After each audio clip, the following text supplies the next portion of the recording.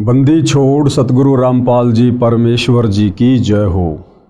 परमपिता परमात्मा सारी सृष्टि के रचनहार कुल मालिक असंख्य ब्रह्मांडों के स्वामी जगत गुरु तीनों लोकों में प्रवेश करके सबका धारण पोषण करने वाले राजाधीराज आत्माधार नाथों के नाथ देवों के देव महादेव सर्वेश्वर महेश्वर मृत्युंजय अजरो अमर आदि अनादि सनातनी प्रभु जगत पिता जगदीश्वर श्री श्री 1008 की उपाधि के वास्तविक अधिकारी अकाल मूरत शब्द स्वरूपी राम वासुदेव सर्वगतम ब्रह्म परम पूज्य प्रथम पूज्य परम संत परम पुरुष परम धनी परम दयालु सत्य कबीर हक्का कबीर अल्लाहु कबीर अल्लाहु अकबर बाखबर अल्लाह ताला जगत के तारणहार जगत के मुक्तिदाता जगत के जगन्नाथ हारे के सहारे हिंदुओं के राम मुसलमानों के अल्लाह सिखों के वाहिगुरु ईसाइयों के मसीह दया के सागर दयानिधि करुणा के सागर करुणानिधि स्वयंभू परिभू संकट मोचन कष्टहरण मंगल करण दुख भंजन अविगत कबीर निर्विकार निर्विषम परमात्मा अलय अलेख सतगुरु आदि अनादि सतगुरु असली मर्यादा पुरुषोत्तम असली राम असली कृष्ण असली घनश्याम असली मुरारी राजाओं के राजा महाराजाओं के महाराजा शहंशाहों के शहंशाह सम्राटों के सम्राट भगवानों के भगवान अल्लाहों के अल्लाह प्रभुओं के प्रभु मसीहाओं के मसीह सच्चे वाहिगुरु बाबाओं के बाबा पीरों के पीर सेठों के सेठ जगत सेठ सावड़सा सेठ सर्वगुण संपन्न अनंत कोटि कलाओं के स्वामी अनंत कोटि ब्रह्मांडों के नायक योगियों में महायोगी ध्यानियों में महाध्यानी सिद्धों में परम सिद्ध ज्ञानियों में तत्वज्ञानी ब्रह्मज्ञानी महाज्ञानी परम ज्ञानी सर्वश्रेष्ठ ज्ञानी विज्ञानी युवा कबीर समर्थ कबीर असमवात अमित ओझा सच्चे रहनुमा करीम अल्लाह सुभान अल्लाह दुनिया के अंतिम पैगंबर 8 सितंबर 1951 से गांव धनाना जिला सोनीपत हरियाणा भारतवर्ष की पावन भूमि पे प्रकट रियल कल की भगवान श्री नारायण साकार हरि श्री बाबा साहेब नूर अनंत परमात्मा सच्चे दरवेश सच्चे बाखबर संत श्रोमणी सतगुरु रामपाल जी परमेश्वर जी के चरण कमल में साध संगति से जुड़े हुए देश विदेश से आप और हम सभी सत्सेवक भाई बहनों का अनंत कोटि दंडोत प्रणाम। भाई और बहनों, बहुत बड़ी दया बहुत बड़ी मेहर पूरे विश्व पर परम पूज्य परमेश्वर सतगुरु रामपाल जी की, जिनके कर कमल से लिखित पवित्र पुस्तक हिंदू साहिबान नहीं समझे गीता वेद पुराण, इस पुस्तक के ऊपर वीडियो बनाने की श्रृंखला जारी है।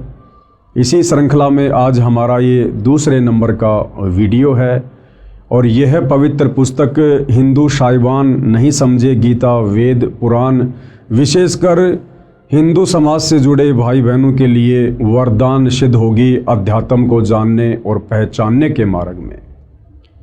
कल के वीडियो में हमने बहुत सारी बातें जानी, विशेषकर सनातनी पूजा क्या होती है, सनातनी पूजा किसे कहते हैं और सनातनी पूजा सतयुग में कितने समय तक सही रूप से चली और उसके बाद कैसे धीरे धीरे विलुप्त होती चली गई।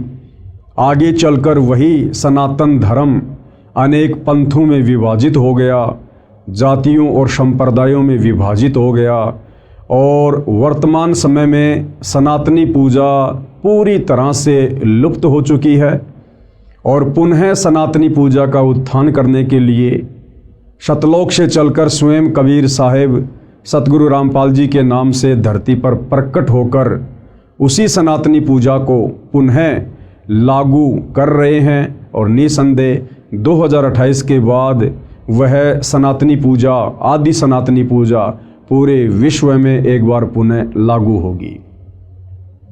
इसके साथ साथ पूज्य गुरुदेव ने हमें बताया कि चारों वेदों में और गीता जी में भक्ति मार्ग का मोक्ष मार्ग का कंप्लीट ज्ञान नहीं है। उसके लिए हमने सूक्ष्म वेद को आधार बनाना पड़ेगा।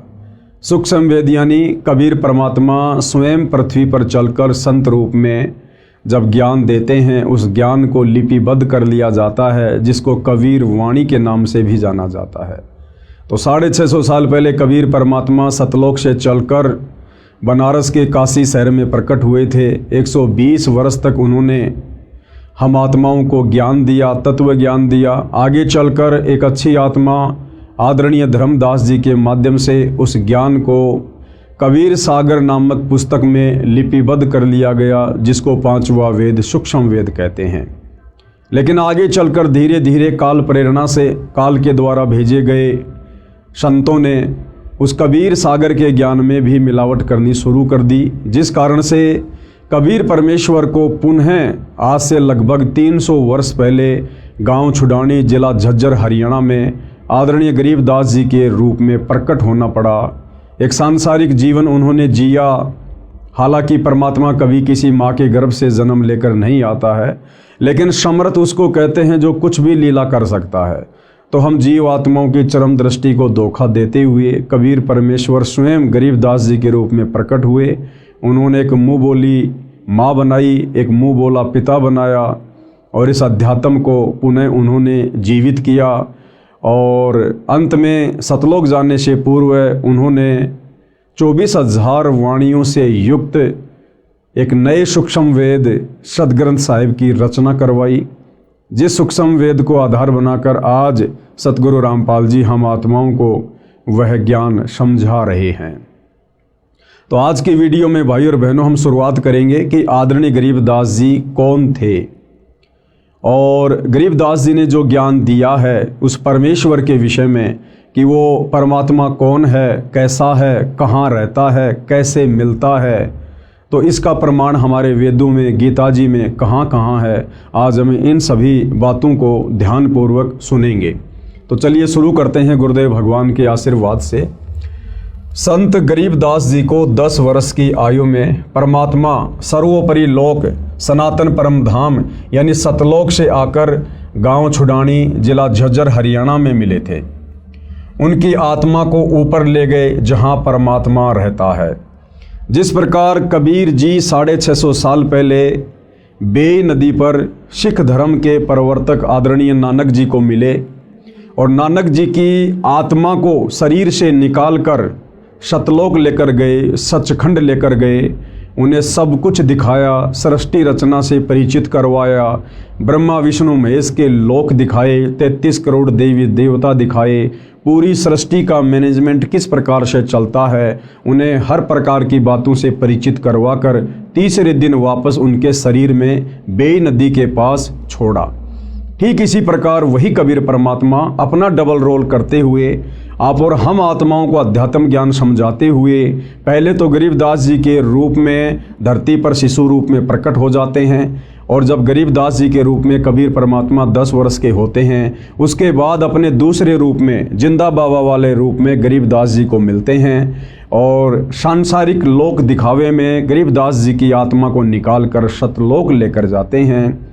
और नानक जी की तरह उन्हें भी हर प्रकार की बातों से, सृष्टि रचना से, देवी देवताओं की स्थिति से, सर्व ब्रह्मांडों से धर्मराज के दरबार में ले जाकर सब कुछ दिखाकर कंप्लीट अध्यात्म ज्ञान उन्हें देते हैं, उनका ज्ञान योग खोलते हैं और वापस गरीबदास जी को उसी शरीर में छोड़ देते हैं। उसके बाद गरीबदास जी ने 24,000 वाणियों युक्त सदग्रंथ साहिब की रचना की। उनकी आत्मा को ऊपर ले गए जहां परमात्मा रहता है। अब वो परमात्मा कहाँ रहता है, कौन है वो परमात्मा, कैसा है वो परमात्मा, इसका जिक्र, इसका वर्णन वेदों में कहाँ कहाँ है। प्रमाण ऋग्वेद मंडल 9 सूक्त 54 मंत्र 3 में कहा है कि परमेश्वर सबसे ऊपर के लोक में विराजमान है। परमेश्वर यानी परम अक्षर ब्रह्म, सत्य पुरुष, कबीर देव सबसे ऊपर के लोक में विराजमान है। अब भाई और बहनों, हिंदू समाज के जो श्रद्धालु धर्मगुरु श्री रामचंद्र जी को भगवान कहते हैं, परमात्मा कहते हैं, श्री कृष्ण जी को भगवान कहते हैं, परमात्मा कहते हैं।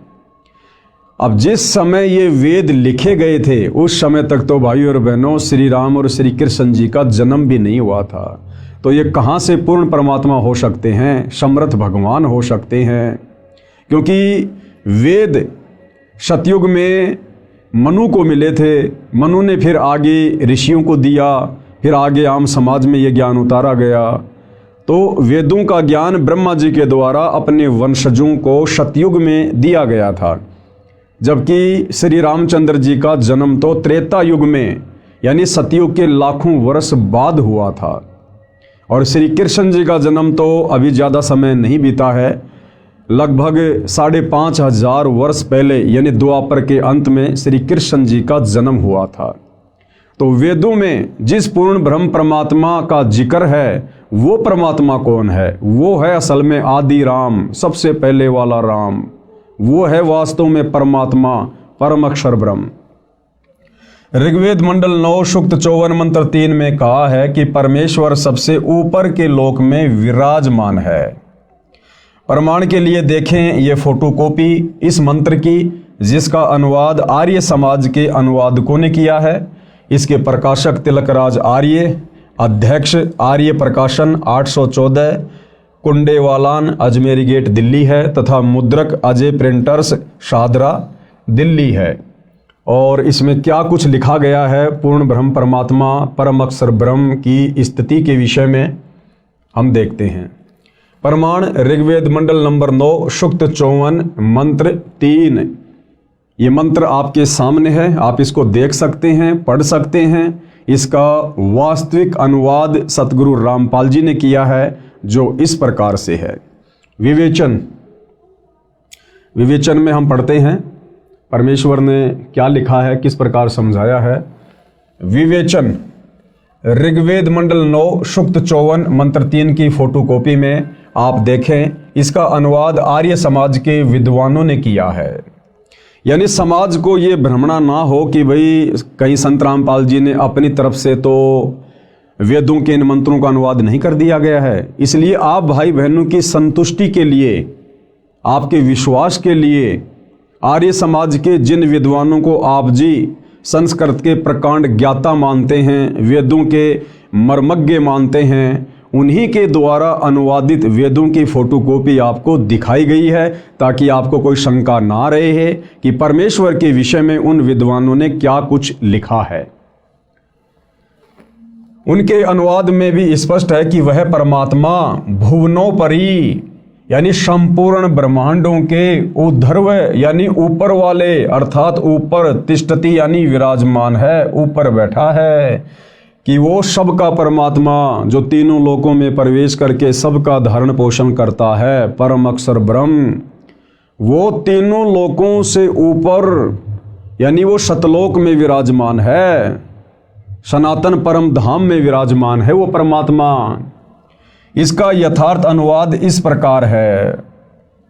अयम यानी यह, सोम यानी देव, चंद्रमा जैसा शीतल अमर परमेश्वर सूर्य है, सूर्य के नए यानी समान, विश्वानी यानी सर्व को यानी सभी को, पुनान यानी पवित्र करता हुआ, भुवनोपरि अर्थात सर्व ब्रह्मांडों के ऊर्ध्व अर्थात ऊपर, तिष्ठति यानी बैठा है। अब भावार्थ में हम इसको अच्छे से समझेंगे। भावार्थ में पूज्य गुरुदेव भगवान ने हमें किस प्रकार से समझाया है। भावार्थ, जैसे सूर्य ऊपर है, क्या कह रहे हैं गुरुदेव भगवान, जैसे सूर्य ऊपर है और अपना प्रकाश तथा उष्णता से सर्व को लाभ दे रहा है। हम सबको पता है कि सूर्य पृथ्वी से करोड़ों किलोमीटर दूर स्थित है, लेकिन सूर्य वहां होते हुए भी पूरी पृथ्वी पर समान रूप से प्रकाश और अपनी उष्णता दे रहा है। इसी प्रकार वो परम अक्षर ब्रह्म, सत्य पुरुष कबीर परमात्मा सबसे ऊपर के लोक में, सनातन परम धाम में, सतलोक में, सचखंड में बैठकर भी अपनी शक्ति से वो परमेश्वर सबका पालन पोषण करता है, सबके कार्य उनके कर्मानुसार सिद्ध करता है। जैसे सूर्य ऊपर है और अपना प्रकाश तथा उष्णता से सभी को लाभ दे रहा है, इसी प्रकार यह अमर परमेश्वर, अमर यानी जिसका कभी विनाश नहीं होता है, कबीर परमेश्वर कभी विनाश में नहीं आते, वे अकाल मूर्त हैं, काल उनको नष्ट नहीं कर सकता। इसी प्रकार यह अमर परमेश्वर जिसका ऊपर के मंत्र में वर्णन किया है, सभी ब्रह्मांडों के ऊपर बैठा है।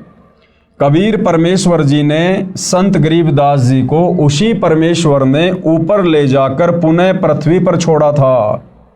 उनको मरा हुआ जानकर अंतिम संस्कार के लिए चिता पर रख दिया गया था। ये गरीबदास जी के विषय में एक लंबी कहानी है कि किस प्रकार से गरीबदास जी को मरा हुआ जानकर जब उनकी आत्मा को शरीर से निकालकर जिंदा बाबा के रूप में कबीर परमात्मा सतलोक लेकर गए थे, तो पीछे से गांव वालों ने सोचा कि गरीबदास जी मर चुका है और उनको मरा हुआ जानकर उनके शरीर को चिता पर लेटा दिया था। उसी समय सतलोक में बैठे परमात्मा ने कहा कि गरीबदास देख, तेरे शरीर को मरा हुआ जानकर तुझे जलाने जा रहे हैं बेटा, वो तेरे शरीर को नष्ट कर देंगे, अब तू तुरंत नीचे जा।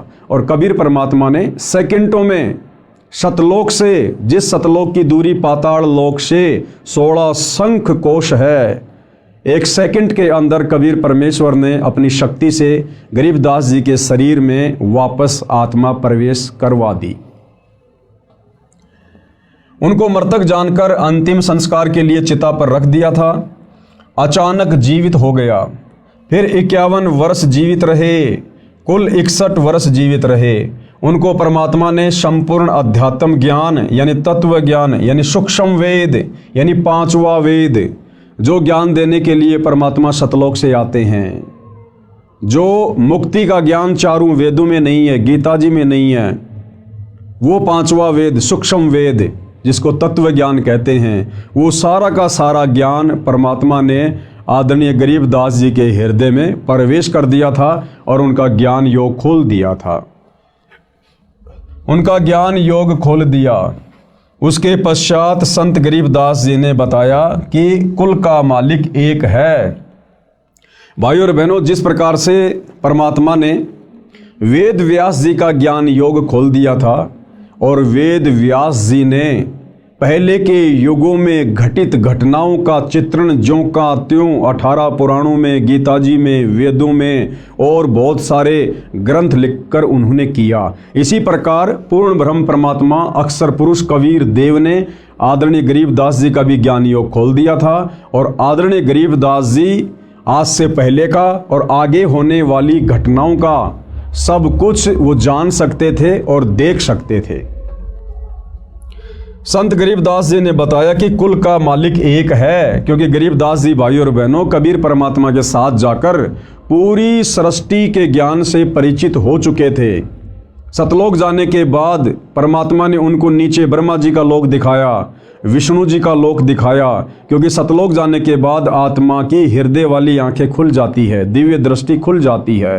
सतलोक में बैठे बैठे ये जीव यहाँ का सब कुछ बिल्कुल स्पष्ट रूप से देख सकते हैं, जिस प्रकार हम दूरबीन से बहुत दूर की वस्तु भी साफ साफ देख सकते हैं। तो सतलोक में बैठे बैठे गरीबदास जी ने नीचे के सारे ब्रह्मांडों को देखा, ब्रह्मा विष्णु महेश के लोक को देखा, दुर्गा के लोक के देखा, काल का 21वां ब्रह्मांड देखा जहाँ पर वो बैठा हुआ रहता है और जीव आत्माओं को तपस्या पर भून भून के खाता है। ये सारा ज्ञान आदरणीय गरीबदास जी को कबीर परमेश्वर ने दिया। उस आधार से गरीबदास जी कह रहे हैं। उसके पश्चात संत गरीबदास जी ने बताया कि कुल का मालिक एक है, यानी सबसे सर्वोपरि परमात्मा एक ही है, सबसे सर्वशक्तिमान परमात्मा एक ही है, पूरी सृष्टि का धारण पोषण करने वाला, सभी जीवात्माओं को अपनी शक्ति से चलाने वाला, सारे ब्रह्मांडों का संचालन करने वाला वो परमात्मा केवल एक ही है, कबीर परमात्मा, परम अक्षर ब्रह्म, सत्य पुरुष। वह परम अक्षर ब्रह्म यानी सत्य पुरुष है। विश्व के सब प्राणी उसी के बच्चे हैं, यानी ब्रह्मा विष्णु महेश, 33 करोड़ देवी देवता, दुर्गा, काल, महाकाल, जितने भी जीव हैं, प्राणी हैं इस सृष्टि में, हम सब उस कबीर परमेश्वर की वचन शक्ति से उत्पन्न उनके बच्चे हैं, हम उनकी संतान हैं। और असल में परमात्मा कहलाने के लायक केवल वे अकेले ही हैं। विश्व के सब प्राणी उसी के बच्चे हैं। वर्तमान के धर्म गुरुओं ने धर्म की दीवारें भ्रम के कारण खड़ी कर दी हैं। वर्तमान के धर्म गुरुओं ने धर्म की दीवारें नादानी में, तत्व ज्ञान के अभाव में, सच्चे सतगुरु की शरण के अभाव में खड़ी कर दी हैं।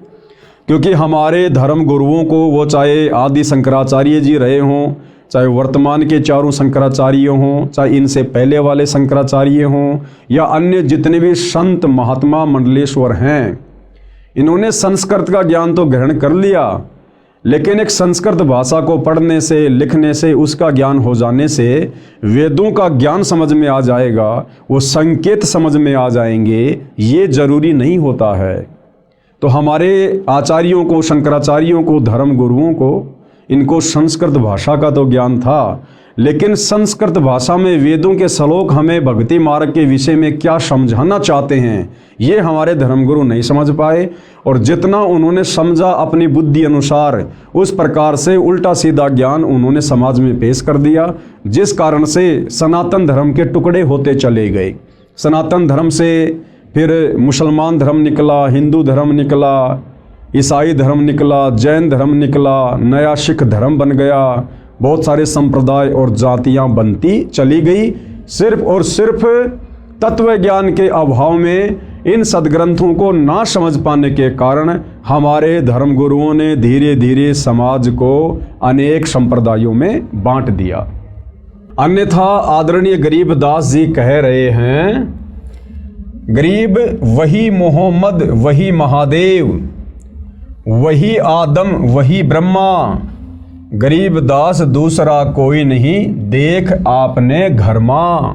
क्या कह रहे हैं गरीबदास जी? हम सभी आत्माओं को समझाते हुए, जो आपस में धर्मों में बढ़ चुके हैं, कोई हिंदू बन गया, कोई मुसलमान बन गया, कोई सिख बन गया, कोई ईसाई बन गया, तो जब गरीबदास जी परमपिता परमात्मा कबीर जी के साथ सतलोक गए थे और उन्होंने जब सब कुछ देखा, उसके बाद गरीबदास जी ने वापस आकर अपनी अमृतवाणी में कहा है कि भाई और बहनों, ना तो मुसलमान अलग है, ना मुसलमान धर्म के प्रवर्तक अलग हैं, ना हिंदू धर्म अलग हैं, ना हिंदू धर्म के देवी देवता अलग हैं। और क्या कहा? गरीब वही मोहम्मद और वही महादेव। गरीबदास जी कह रहे हैं कि मुसलमान धर्म के प्रवर्तक हजरत मोहम्मद, ये कौन थे, ये कहाँ से आए थे? कह रहे हैं कि ये शंकर जी के गण थे। हजरत मोहम्मद वाली आत्मा, ये महादेव यानी शंकर जी के लोक से आए थे, और वही आदम, वही ब्रह्मा। और मुसलमान धर्म जिसे इंसानों का बाप कहते हैं, बाबा आदम, गरीबदास जी कह रहे हैं कि वो बाबा आदम, वो ब्रह्मा जी के लोक से आए थे। वो ब्रह्मा जी के लोक में वो एक गण थे और ब्रह्मा जी ने उनको नीचे भेजा था। यानी कोई हिंदू मुसलमान अलग अलग नहीं है। ये तो हमारे धर्म गुरुओं की नादानी के कारण है, मुसलमान धर्म गुरुओं की नादानी के कारण, हिंदू धर्म गुरुओं की नादानी के कारण, जो इन शास्त्रों को ठीक से समझ नहीं पाए और सच्चा ज्ञान समाज में पेश नहीं कर पाए। फिर हम लोगों ने अपने आप को भिन्न भिन्न समझ लिया। तो गरीबदास जी कह रहे हैं कि मोहम्मद कहो चाहे महादेव कहो, एक ही बात है। यानी महादेव के लोक से हजरत मोहम्मद जी आए थे, और आदम कहो चाहे ब्रह्मा जी कहो, एक ही बात है। क्यों? क्योंकि ब्रह्मा जी के लोक से बाबा आदम की आत्मा आई थी। और कह रहे हैं गरीबदास दूसरा कोई नहीं, देख अपने घर मां। गरीबदास जी कह रहे हैं कि जो सत भक्ति मुझे कबीर परमात्मा ने प्रदान की, तुम भी वही भक्ति करो सच्चे सतगुरु से लेकर। और जब तुम सत भक्ति करोगे मर्यादा में रह के, परमात्मा तुम्हारी दिव्य दृष्टि खोलेगा और तुम्हें फिर दूध का दूध और पानी का पानी हो जाएगा। जब हम इस शरीर से भक्ति करना शुरू करेंगे, परमात्मा इसी शरीर में दिखा देंगे। ऊपर के लोकों की सारी रचना संरचना, वहाँ की व्यवस्था, हमें वास्तविक उस आदि सनातन पंथ का पुनः ज्ञान होगा। अर्थात संत गरीबदास जी ने कहा है कि हजरत मोहम्मद जी शिव लोक से आई आत्मा थे, इसलिए मुसलमान धर्म का प्रवर्तक भी परमात्मा शिव की खास आत्मा है। भाई और बहनों, यहाँ शिव जी के लिए गरीबदास जी ने परमात्मा शब्द का प्रयोग किया है, क्योंकि ये ब्रह्मा विष्णु महेश, ये एक ब्रह्मांड में 3 लोकों के स्वामी हैं। आप इनको 3 लोकों के यानी पृथ्वी, पाताल और स्वर्ग, इन लोकों के परमात्मा भी कह सकते हैं, इनको भगवान भी कह सकते हैं, इनको साहिब भी कह सकते हैं। परंतु ये सारी सृष्टि के परमात्मा नहीं है। जिस प्रकार हम एक थानेदार को भी साहिब शब्द से संबोधित करते हैं, हम डीआईजी को भी साहिब कहते हैं, फिर प्रधानमंत्री और राष्ट्रपति को भी हम साहिब शब्द से संबोधित करते हैं। लेकिन उनकी शक्ति में कितना अंतर हैं सभी साहिब अपने अपने क्षेत्र के, लेकिन उनकी शक्तियों में दिन और रात का अंतर है। इसी प्रकार ब्रह्मा विष्णु महेश को भी कहीं कहीं पर परमात्मा की संज्ञा दी गई है, भगवान की संज्ञा दी गई है, परंतु ये ब्रह्मा विष्णु महेश जी उस परमात्मा की श्रेणी में नहीं है, उस भगवान की श्रेणी में नहीं है जो वास्तव में सारी सृष्टि का संचालन करता है, जो वास्तव में पूरे ब्रह्मांड की आत्माओं का धारण पोषण करता है।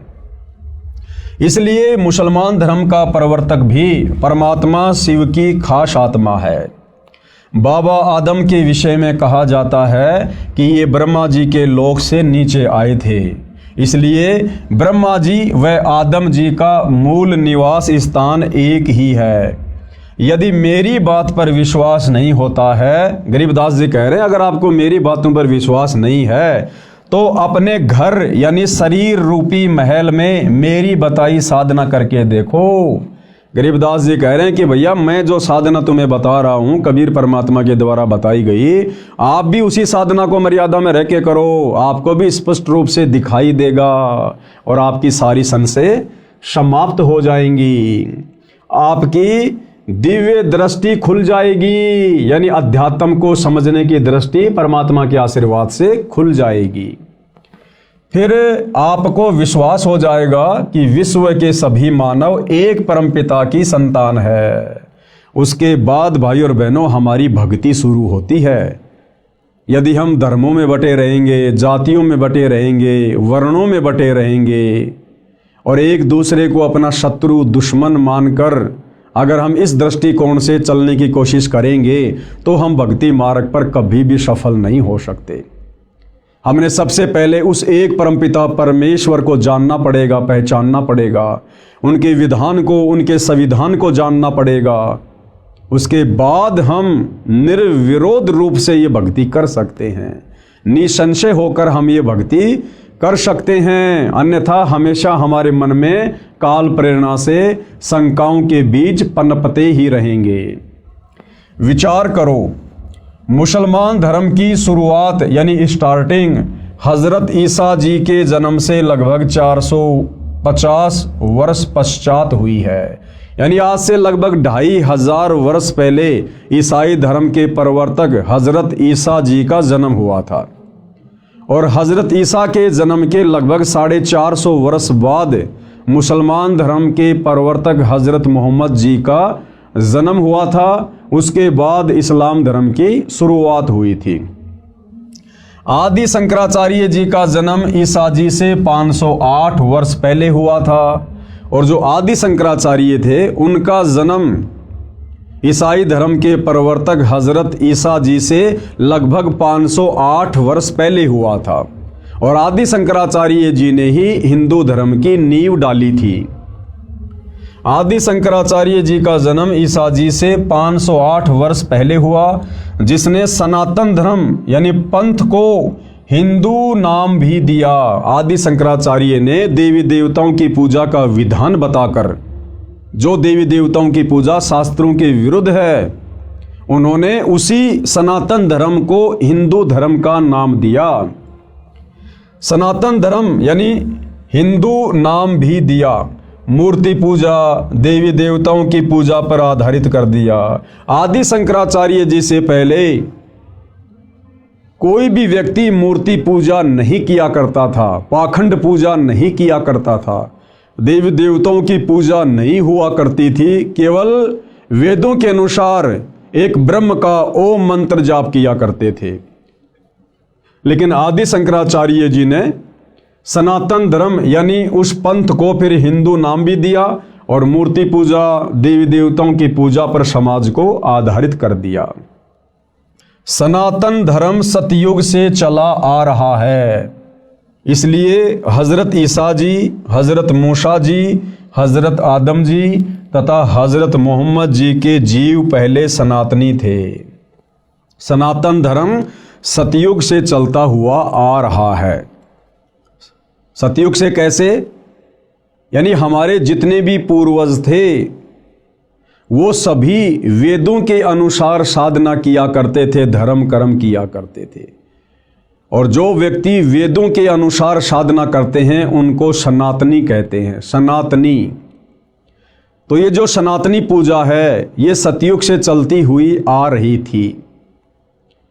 और हजरत मोहम्मद जी, हजरत ईसा जी, आदि शंकराचार्य जी, बाबा आदम जी, इन सभी जीवों की आत्माएं पहले के युगों में भी थी, क्योंकि जब तक हमारा पूर्णतया मोक्ष नहीं हो जाता है तब तक आत्मा शरीर धारण करती रहती है, कभी मनुष्य का तो कभी 84 लाख योनियों में पशु और पक्षियों का।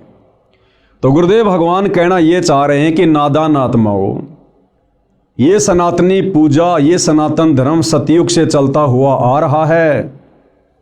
और इस सनातन धर्म के टुकड़े हुए आदि शंकराचार्य के बाद लगभग आज से 3200 साल पहले आदि शंकराचार्य जी का जन्म हुआ। उसके बाद हिंदू धर्म बना, उसके बाद ईसाई धर्म बना, उसके बाद मुसलमान धर्म बना, उसके बाद जैन और सिख धर्म बना। लेकिन आज से 3200 साल पहले यदि हम नज़र डालें तो केवल सनातनी पूजा हुआ करती थी, वेदों के अनुसार साधना हुआ करती थी। और 3200 साल पहले ना कोई हिंदू धर्म था, ना कोई मुसलमान धर्म था, ना कोई सिख था, ना कोई ईसाई था, ना कोई जैनी, ना कोई यहूदी, ना कोई मंगोली। तो विचार करने की बात यह है कि जो लोग ईसा को अपना इष्ट मानते हैं, अपना रब्बी मानते हैं, अपना गुरु मानते हैं और ईसा मसीह के पद चिन्हों पर चल रहे हैं, उन लोगों को विचार करना चाहिए कि आज से 3200 साल पहले यानी ईसा जी के जन्म से 508 वर्ष पहले भाई ईसाई धर्म का कहीं कोई नामो निशान भी नहीं था। और ईसा जी के उससे पहले भी मनुष्य जन्म होते हुए आ रहे हैं सतयुग से। तो आज से पहले ईसा जी कौन थे? सनातनी थे। इसी प्रकार मुसलमान धर्म के लोग हजरत मोहम्मद जी को अपने धर्म का प्रवर्तक मानते हैं। तो मुसलमान धर्म के व्यक्तियों को विचार करना चाहिए कि मुसलमान धर्म की शुरुआत तो लगभग 1400-1500 वर्ष पहले हुई है। और उससे पहले जो भी व्यक्ति थे, जो भी हमारे पूर्वज थे या मुसलमानों के पूर्वज थे, वो सभी सनातनी थे, वेदों के अनुसार साधना किया करते थे। 3200 साल पहले कोई मुसलमान धर्म नहीं था। तो सबको विचार करना चाहिए कि हम सब एक परमपिता परमात्मा के बच्चे हैं। हम सबका एक ही धर्म है, मानव धर्म। जिसके अंदर इंसानियत है, मानवता है, वो व्यक्ति धार्मिक है। और हमारी कोई जाति नहीं है, हम सब जीव हैं, जीव। कल को शरीर छूटने के बाद अगर भक्ति सही नहीं बनी तो 84 लाख योनियों में जाकर अन्य प्राणियों के शरीर धारण करेंगे। फिर 84 लाख योनियों का चक्कर काटने के बाद एक मनुष्य जन्म मिलेगा। और वो मनुष्य जन्म ना जाने फिर किस धर्म में मिल जाए, किस जाति में मिल जाए। जरूरी नहीं है कि मुसलमान धर्म का व्यक्ति मुसलमान धर्म में जन्म लेगा, हिंदू धर्म का व्यक्ति हिंदू धर्म में ही जन्म लेगा।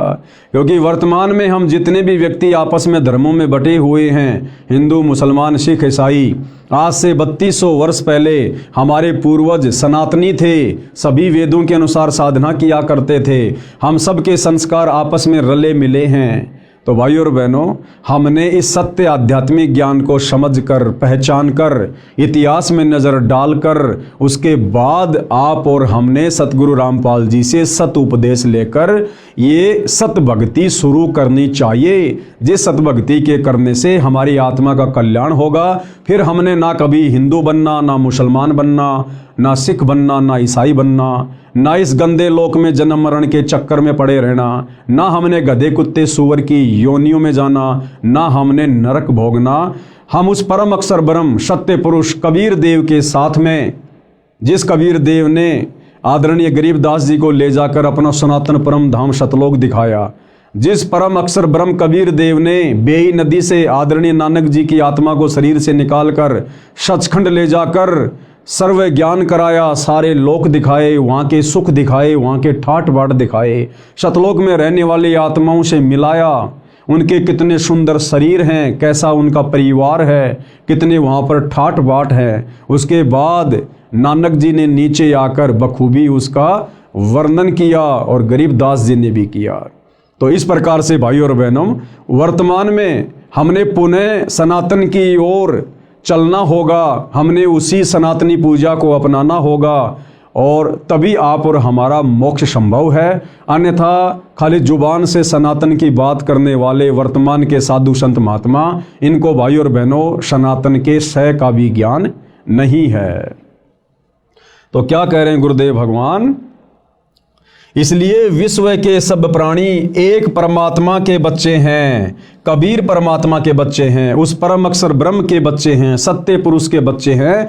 हम जितनी भी आत्माएं हैं, ब्रह्मा विष्णु महेश से लेकर गधे कुत्ते सूअर हम इंसान, हम सब उसी एक परमपिता परमेश्वर के बच्चे हैं।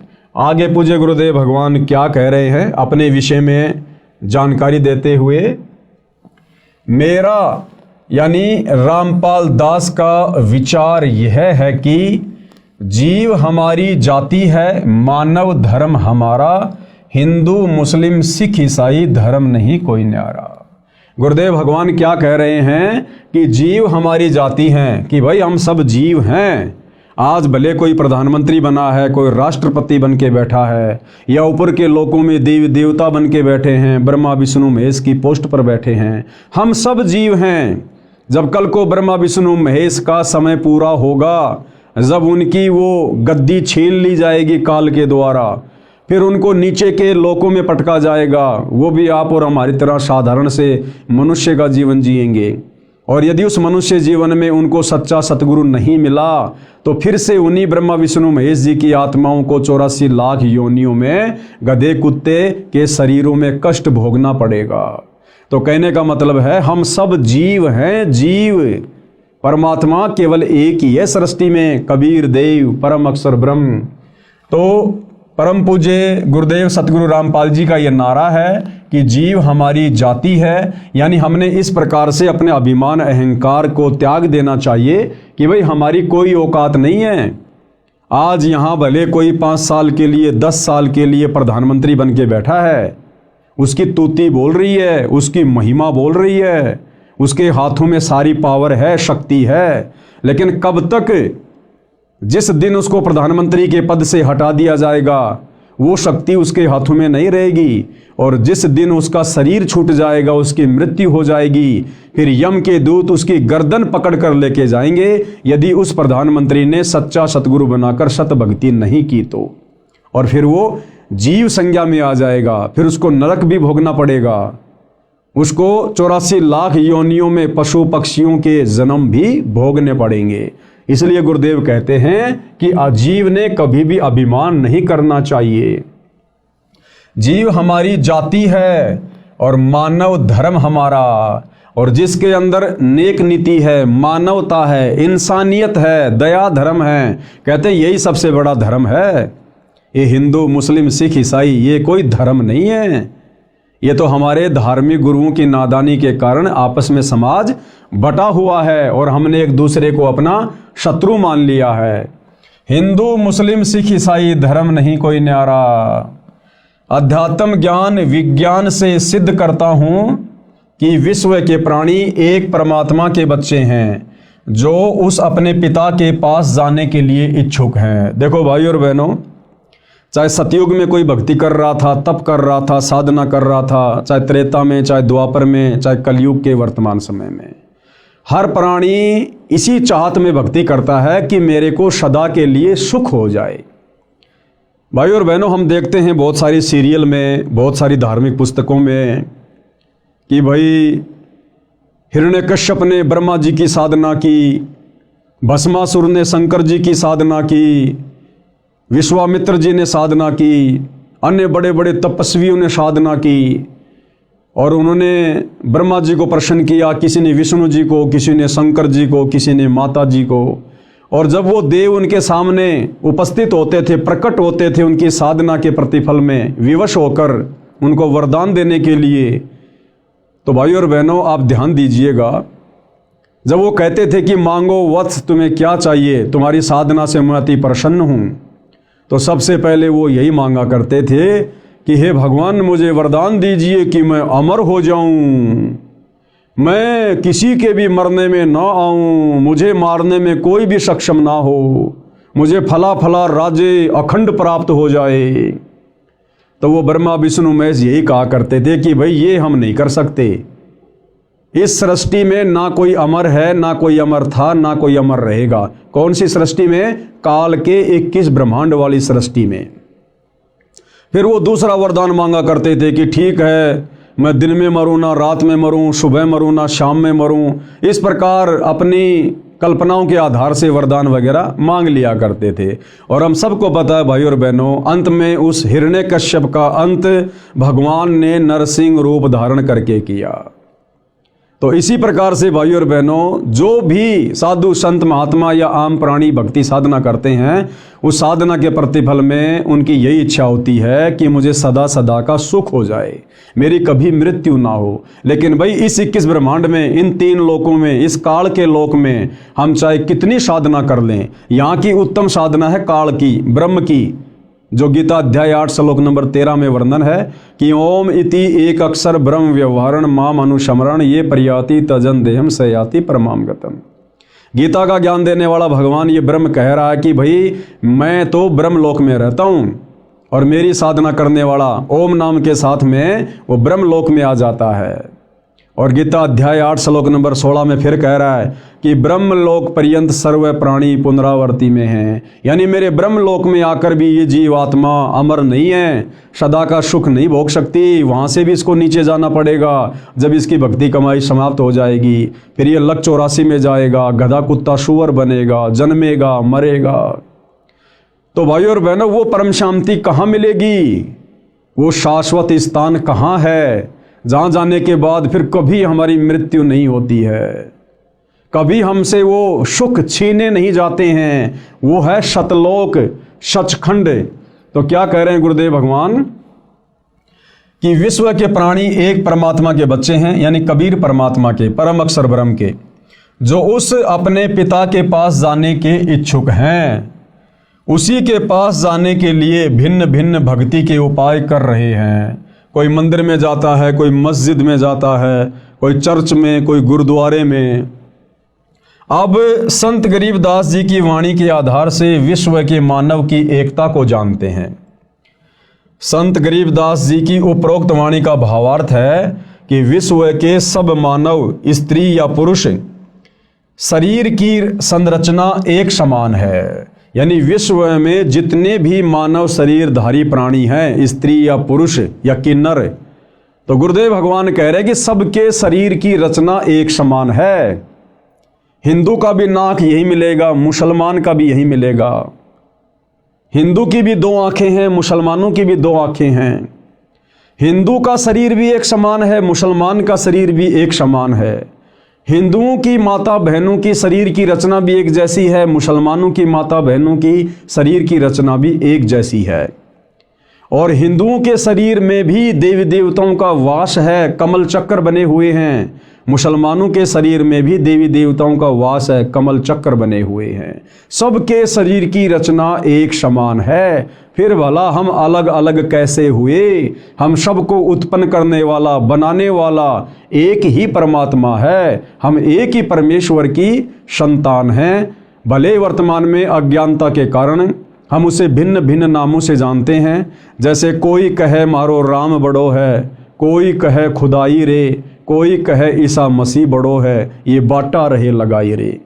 मुसलमान कहते हैं हमारा अल्लाह बड़ा है, हिंदू कहते हैं हमारा राम बड़ा है, ईसाई कहते हैं हमारा ईसा मसीह बड़ा है। कहते हैं हम तो नादान बच्चों की तरह अपने एक परमपिता परमेश्वर को आपस में बांटे हुए हैं, असल में वो एक ही है। संत गरीबदास जी की उपरोक्त वाणी का भावार्थ है कि विश्व के सब मानव, स्त्री पुरुष के शरीर की रचना एक समान है। प्रत्येक मानव, स्त्री पुरुष के शरीर में कमल दल यानी कमल चक्र बने हैं। मानव शरीर में ही मोक्ष प्राप्त किया जा सकता है। मोक्ष प्राप्ति यानी उस लोक में जाने का एक ही मार्ग है। कौन से लोक में? सतलोक में जाने का एक ही मार्ग है, एक ही रास्ता है, एक ही भक्ति है, जिसमें परमात्मा यानी परम अक्षर ब्रह्म कबीर देव निवास करता है। वह स्थान वह परम पद है जिसके विषय में गीता अध्याय 15 श्लोक 4 में वर्णन है। कहा है कि तत्व ज्ञान प्राप्त होने के पश्चात, यानी गीता अध्याय 4 श्लोक 34 में गीता का ज्ञान देने वाला भगवान जो अर्जुन को कह रहा था कि अर्जुन, अगर तुझे उस परम पद की खोज करनी है, तुझे यदि उस शाश्वत स्थान में जाना है, सदा सदा का सुख भोगना है, तो तू किसी तत्वदर्शी संत की खोज कर ले। उस तत्वदर्शी संत को प्रसन्न कर, उसको दंडवत कर, उसके बाद वो तत्वदर्शी संत तुझे तत्व ज्ञान का उपदेश करेगा। तो ये वही बात यहाँ कही जा रही है। गीता अध्याय 15 श्लोक 4 में कहा है कि तत्व ज्ञान प्राप्त होने के पश्चात परमेश्वर के उस परम पद की खोज करनी चाहिए। परमेश्वर कौन? कबीर जी, परम अक्षर ब्रह्म सत्य पुरुष। और उनका वो परम पद क्या है? सतलोक, सचखंड। कहते हैं फिर उस सचखंड की खोज करनी चाहिए, जहां जाने के पश्चात साधक यानी भगत फिर लौटकर संसार में कभी नहीं आते। यानी उस तत्वदर्शी संत के बताए अनुसार साधना करके ये प्राणी फिर वापस जन्म मरण में इस लोक में नहीं रहता है, गधा कुत्ता सुअर नहीं बनता है, दुख नहीं भोगेगा सदा सदा के लिए। जैसे आदरणीय नानक जी सतलोक को देख कर आए थे, आदरणीय गरीबदास जी देख कर आए थे, और भी बहुत सारे महापुरुष देख कर आए थे, और उन्होंने वहाँ का बखूबी वर्णन किया। कहते हैं फिर ये साधक उस तत्वदर्शी संत की शरण में जाकर उसके बताए अनुसार साधना करके उस परमपिता परमेश्वर कबीर साहिब के परम पद को प्राप्त हो जाता है, जहाँ जाने के बाद प्राणी वापस लौटकर इस गंदे संसार में नहीं आता है। जहाँ जाने के पश्चात साधक यानी भगत फिर लौटकर संसार में कभी नहीं आते। जिस परमेश्वर से संसार रूप वृक्ष की प्रवृत्ति विस्तार को प्राप्त हुई है, यानी जिसने सृष्टि की उत्पत्ति की है, जो सबका धारण पोषण करने वाला है, उसकी भक्ति करो। जो ब्रह्मा विष्णु महेश का भी धारण पोषण करता है, 33 करोड़ देवी देवताओं का भी धारण पोषण करता है, सृष्टि के प्रत्येक प्राणी का धारण पोषण करता है। कहते हैं तत्वदर्शी संत को गुरु धारण करके उस परमेश्वर की भक्ति करो। तो भाइयों और बहनों, वो परमात्मा परम अक्षर ब्रह्म सत्य पुरुष कबीर देव स्वयं ही अपना ज्ञान बताने के लिए तत्वदर्शी संत की भूमिका करने के लिए पृथ्वी पर एक मनुष्य के रूप में प्रकट होता है, एक संत रूप में, सतगुरु रूप में। और निसंदेह वर्तमान में सतगुरु रामपाल जी पूरी पृथ्वी पर एकमात्र तत्वदर्शी संत हैं। तो सतगुरु रामपाल जी क्या परम शक्ति है, आप भली भांति समझ सकते हैं। और वर्तमान में पूर्ण तत्वदर्शी संत सतगुरु रामपाल जी से उपदेश लेकर ही हम उस परम पद को, सतलोक को प्राप्त कर सकते हैं। दूसरा कोई साधन, कोई विकल्प कहीं भी आपको देखने और सुनने को नहीं मिलेगा। अब आगे गुरुदेव भगवान क्या कह रहे हैं। प्रमाण के लिए पेश है फोटोकॉपी गीता अध्याय 15 श्लोक 4 की, जिसके अनुवादक श्री जय दयाल गोविंदका जी हैं। प्रकाशक व मुद्रक गीता प्रेस गोरखपुर है।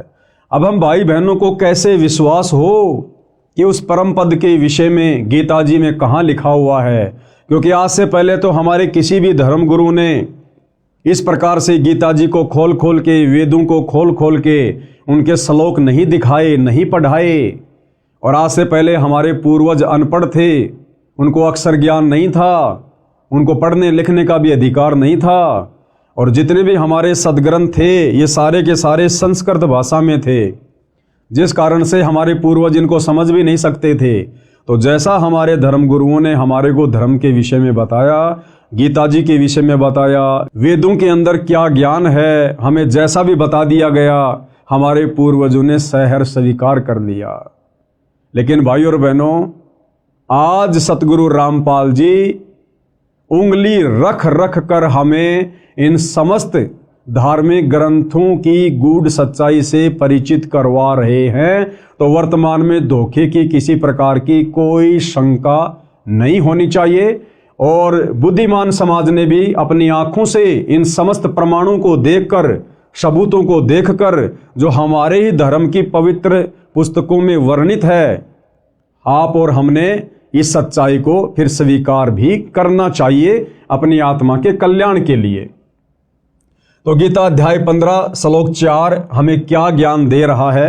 ये गीता प्रेस गोरखपुर से प्रकाशित है और इसके अनुवादक जयदयाल गोविंदका जी हैं।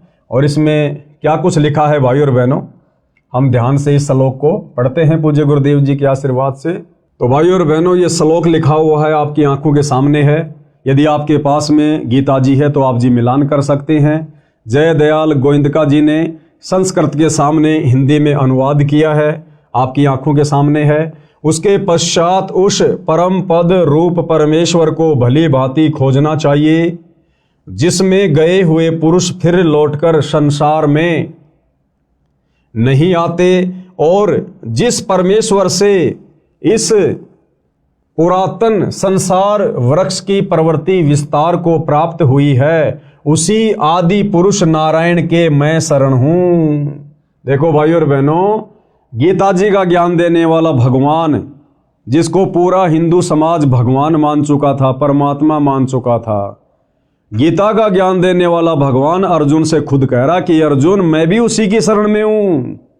यानी हम भाई बहन तो अनजाने में गीता का ज्ञान देने वाले भगवान की शरण को उत्तम शरण मान कर बैठे हुए थे, लेकिन गीता जी का ज्ञान देने वाला भगवान तो कह रहा कि अर्जुन, जिस परमपिता परमेश्वर ने इस संसार रूपी वृक्ष की प्रवृत्ति को पैदा किया है, बनाया है सृष्टि को, कहते मैं भी उसी आदि नारायण की शरण में हूं। आदि नारायण यानी सबसे पहले वाला परमात्मा, जिसने सृष्टि बनाई, जिससे पहले कुछ भी नहीं था।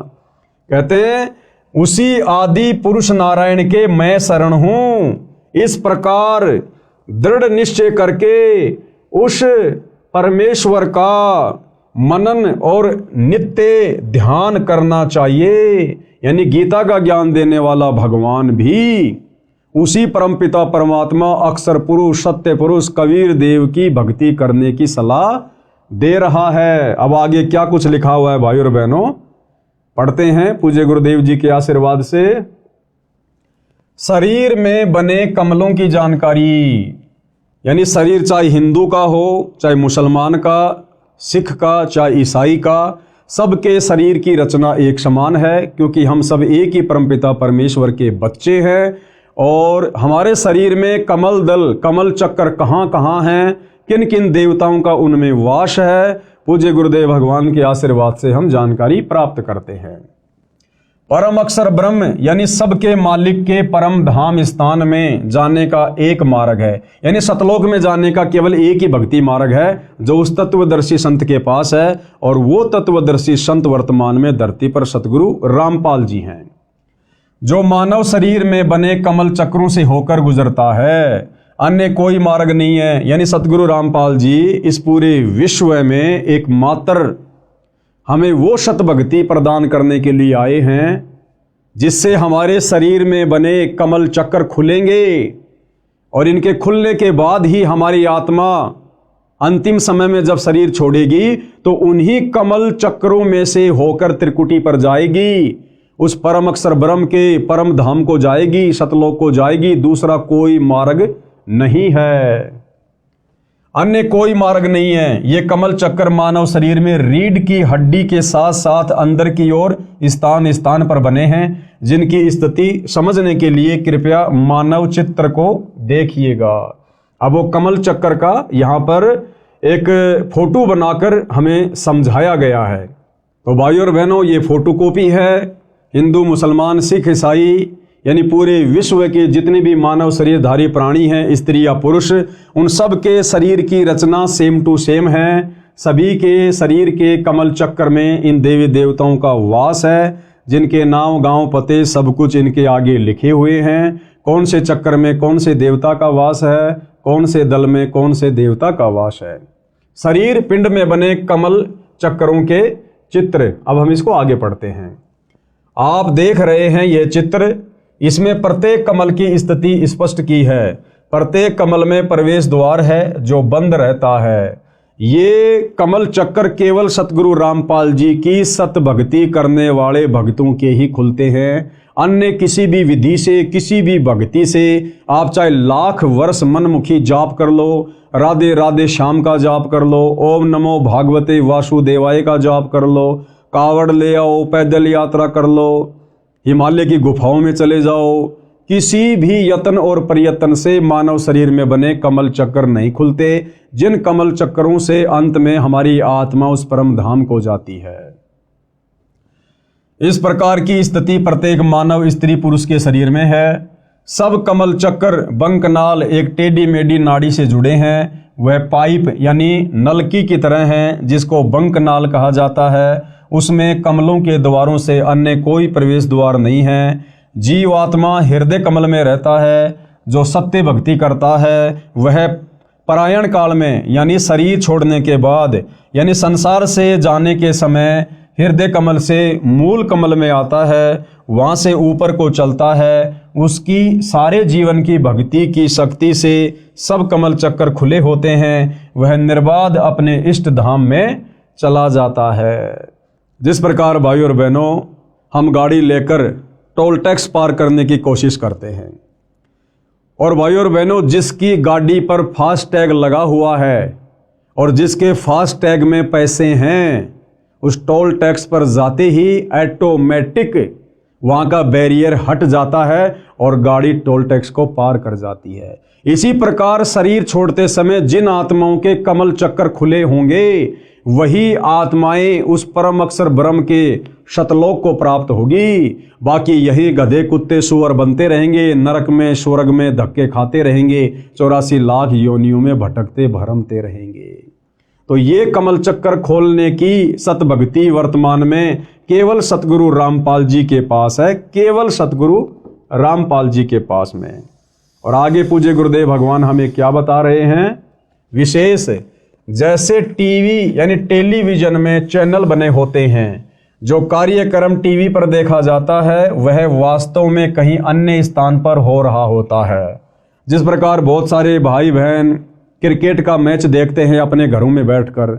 भाई और बहनों, क्रिकेट का मैच हो रहा है दुबई में और हिंदुस्तान वाले सेम टाइम अपने घर पर टीवी में देख रहे हैं। इसी प्रकार ये ब्रह्मा विष्णु महेश जी अपने अपने लोकों में ऊपर हैं, लेकिन उनकी शक्ति हमारे शरीर में बने इन कमल चक्रों में समाई रहती है। उनकी जो तरंगे हैं, उनकी जो वो गुण हैं, उनकी जो पावर है, वो वहाँ से हमारे को प्रभावित करती रहती है। तो इसी प्रकार गुरुदेव भगवान ने हमें टीवी का उदाहरण देकर समझाना चाहा है। जैसे टीवी यानी टेलीविजन में चैनल बने होते हैं, जो कार्यक्रम टीवी पर देखा जाता है वह वास्तव में कहीं अन्य स्थान पर हो रहा होता है, वह चैनल पर दिखाई देता है। इसी प्रकार निम्न देव व परमात्मा अपने अपने लोकों में रहते हैं, यानी हमारे शरीर में बने हुए कमलों में जो देवी देवता विराजमान हैं वो वास्तव में अपने ऊपर के लोकों में हैं, अपने यथा स्थान पर हैं। लेकिन जब हमारे ये कमल चक्कर खुल जाते हैं तो हम ऊपर के लोकों में, उन देवी देवताओं के लोकों में क्या कुछ घटनाएं घटित हो रही हैं हम सब कुछ देख सकते हैं। जिस प्रकार मैच हो रहा है साउथ अफ्रीका में और हम हिंदुस्तान में अपने टीवी में, यदि हमारे टीवी का वो कनेक्शन सही है, डिश वगैरह सही है और रिचार्ज है, तो हम रिमोट दबाकर घर बैठे टीवी पर दक्षिणी अफ्रीका में हो रहे उस प्रोग्राम को देख सकते हैं। तो हमारे शरीर में जो कमल चक्र हैं और उनमें जिन जिन देवी देवताओं का वास है, यानी स्वाद चक्र में ब्रह्मा और शांतरी जी का वास है, और मूल कमल में श्री गणेश जी का वास है, और नाभि कमल में श्री विष्णु जी और लक्ष्मी जी का वास है, कंठ कमल में श्री दुर्गा जी का वास है, हृदय कमल में शंकर और पार्वती जी का वास है। और जब हमें सच्चे सतगुरु से, तत्वदर्शी संत से इन कमल चक्रों को खोलने की सतभक्ति प्राप्त हो जाती है, तो भाइयों और बहनों हम खुली आंखों से सब कुछ वो नज़ारा देख सकते हैं। इसीलिए तो आदरणीय गरीबदास जी ने पहले अपनी वाणी में कहा था कि वही मोहम्मद, वही महादेव, वही आदम, वही ब्रह्मा, और दास गरीब दूसरा कोई नहीं, देख आपने घर मां। यानी सच्चे सतगुरु से सतभक्ति प्राप्त करके इन कमल चक्रों को खोलकर उसके बाद आप अपनी आंखों से देख सकते हैं कि हजरत मोहम्मद जी कहाँ से आए थे और बाबा आदम जी कहाँ से आए थे। उसके बाद हमारे सारे संशय स्वतः ही समाप्त हो जाते हैं। जैसे टीवी यानी टेलीविजन में चैनल बने होते हैं, जो कार्यक्रम टीवी पर देखा जाता है वह वास्तव में कहीं अन्य स्थान पर हो रहा होता है। वह चैनल पर दिखाई देता है। इसी प्रकार निम्न देव यानी शरीर के कमल चक्रों में जो देवी देवता हैं वह परमात्मा अपने अपने लोकों में होते हुए टीवी चैनल की तरह कमलों में दिखाई देते हैं। जैसे सूर्य प्रकाश ऊर्जा यंत्र सोलर सिस्टम पर सूर्य का प्रकाश पड़ने से उसमें ऊर्जा संचित होने लगती है, इसी प्रकार मंत्रों के जाप से कमल खुल जाते हैं।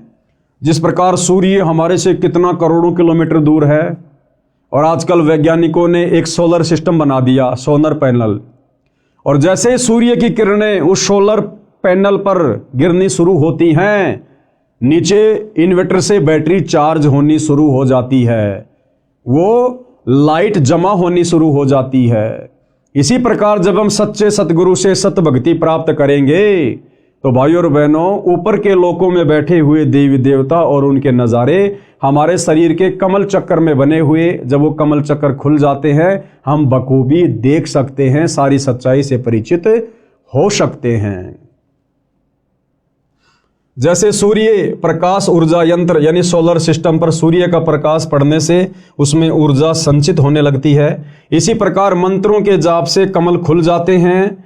उससे पहले मुरझाए रहते हैं, यानी जब तक वो कमल चक्र नहीं खुलते हैं, हमें सत भक्ति नहीं मिलती है, तब तक वो मुरझाए रहते हैं। जिस प्रकार से फुटबॉल होती है और फुटबॉल के अंदर उसका एक वो ब्लेडर होता है, जब उसमें हवा नहीं होती है तो वो मुरझाया हुआ होता है, और जब उसमें पाइप लगाकर हवा भर दी जाती है तो वो बिल्कुल गोल मटोल हो जाती है और उसको जरा सी हाथ से मारते ही बहुत ऊपर तक जाती है। तो इसी प्रकार जब हमें सच्चे सतगुरु से सत भक्ति प्राप्त हो जाएगी तो धीरे धीरे हमारे शरीर में बने कमलों में जो ये इनके जो द्वार हैं, ये धीरे धीरे फिर सत भक्ति के प्रभाव से फूलने शुरू हो जाते हैं, खिलने शुरू हो जाते हैं। इसी प्रकार मंत्रों के जाप से कमल खुल जाते हैं, उससे पहले मुरझाए रहते हैं। कमल खुलने के बाद प्रत्येक देवता की शक्ति साधक के अंतःकरण यानी आत्मा पर प्रभाव डालने लगती है, जिससे भक्ति संचित होने लगती है। संत गरीबदास जी ने सूक्ष्म वेद में बताया है, उसमें कहा है कि तीनों देवता कमल बसें ब्रह्मा विष्णु महेश, प्रथम इनकी वंदना सुन सतगुरु उपदेश। यानी सबसे पहले जो सच्चा सतगुरु होता है वो इन्हीं कमल दलों में बैठे देवी देवताओं के सत मंत्र देता है, सत भक्ति देता है। जो तीनों लोकों के स्वामी हैं, ब्रह्मा विष्णु महेश है, साथ में गणेश जी हैं, दुर्गा जी हैं, सतगुरु रामपाल जी, सबसे पहले शरीर में बने कमल दल इनको खोलने के लिए इन्हीं देवी देवताओं की सत भक्ति वाले सत मंत्र देते हैं, जिनके प्रभाव से मात्र 4 महीने में हमारे कमल चक्रों के द्वार खुलने शुरू हो जाते हैं। ये कमल चक्र खिलने शुरू हो जाते हैं, दूसरा कोई तरीका धरती पर नहीं है। और कहते हैं उसके बाद फिर आगे सतगुरु के उपदेश सुनते रहना, सतगुरु के सत्संग सुनते रहना। उसके बाद फिर हमें पता चलेगा कि ब्रह्मा विष्णु महेश की भक्ति तो बहुत ही निम्न स्तर की है, ये तो शुरुआती भक्ति है, इसके ऊपर तो और बहुत सारी परम शक्तियां हैं। फिर आगे हमें सतगुरु रामपाल जी से उनके भी सत भक्ति मंत्र मिलेंगे, उनके द्वार खोलने के भी मंत्र मिलेंगे, और जब हमें सारी प्रोसीजर मिल जाएगी तब हम उस परमपिता परमेश्वर परम अक्षर ब्रह्म के परम धाम में जाएंगे, शतलोक में जाएंगे। तीनों देवता कमल बसै ब्रह्मा विष्णु महेश, यानी मुसलमान सिख ईसाई जैनी बौद्ध सबके शरीर में इन देवी देवताओं का वास है। और प्रथम इनकी वंदना यानी सतगुरु जो मंत्र देगा उस आधार से हमने इनकी वंदना करनी है, इनकी पूजा नहीं करनी। पूजा तो केवल एक परमपिता परमात्मा की करनी है, लेकिन सतगुरु हमें जो प्रोसीजर देगा यहाँ से पार होने की, उसमें शुरुआती प्रोसीजर है ब्रह्मा विष्णु महेश की साधना करना, इनकी भक्ति करना, और पूजा हमने साथ साथ में परम अक्षर ब्रह्म की ही करनी पड़ेगी। प्रथम इनकी वंदना फिर सुन सतगुरु उपदेश, फिर आगे का ज्ञान सतगुरुदेव जी बताते हैं। अर्थात श्री ब्रह्मा जी, श्री विष्णु जी तथा श्री शिव जी तीनों देवता हमारे शरीर में बने कमल दलों यानी कमल चक्रों में बसे निवास करते हैं। इसलिए सर्वप्रथम साधना स्तुति इनकी करनी होती है। इनसे ऊपर की साधना तत्वदर्शी संत यानी सतगुरु से सुनो, फिर सुन सतगुरु उपदेश। आगे क्या कह रहे हैं पूज्य गुरुदेव भगवान? अब सुनो सतगुरु के द्वारा बताई नीचे व ऊपर की साधना का ज्ञान। सबसे पहले हमारे मनुष्य शरीर में, चाहे स्त्री का हो या पुरुष का हो, उसमें कौन से कमल चक्र कहाँ हैं, उन कमल चक्रों में किन किन देवताओं का या देवियों का वास है, अब ये विस्तार से समझाया जा रहा है, बताया जा रहा है। नंबर 1, मूल कमल।